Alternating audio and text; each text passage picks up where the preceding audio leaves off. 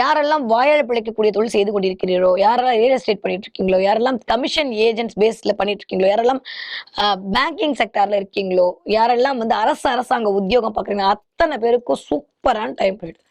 உங்களை தூக்கி போட்டு உங்களை அப்படியே ஒரு மாதிரி நசுக்கின்னு நினைச்சவங்க முன்னாடி அப்படி எந்திரிச்சு நிப்பீங்க பாத்தீங்களா, அங்கதான் நிக்க போறீங்க இந்த மாசம். ஒரு மாதிரி ஒரு 3 மாசமா அப்படியே அமைதியா போயிடும் அந்த நிலைமையெல்லாம் மாறி அப்படியே ஒரு விஸ்வரூபம் காட்டுவீங்க. இந்த தடவை தனுசு ராசிக்காரர்களுக்கு வேற லெவல் டிரான்ஸ்ஃபர்மேஷன் காத்துட்டு இருக்கு. நிறைய பேருக்கு கொஞ்சம் அப்படியே கர்வம் அதிகரிக்கும். குழந்தை இல்லாதவங்களுக்கு குழந்தை பிறக்கும், அதன் மூலமா ஒரு கர்வம் வரும். இல்ல குழந்தைகள் மூலமா சில விஷயம் பண்ணுவீங்க, அதன் மூலமா ஒரு கர்வம் வரும். சோ இந்த 5ஆம் வீட்டு அதிபதி மூலமாக ஒரு கர்வம் வரப்போகிறது. அவரும் சேர்ந்து இருக்கிறார் அப்படின்ற போது நிறைய நல்லவை.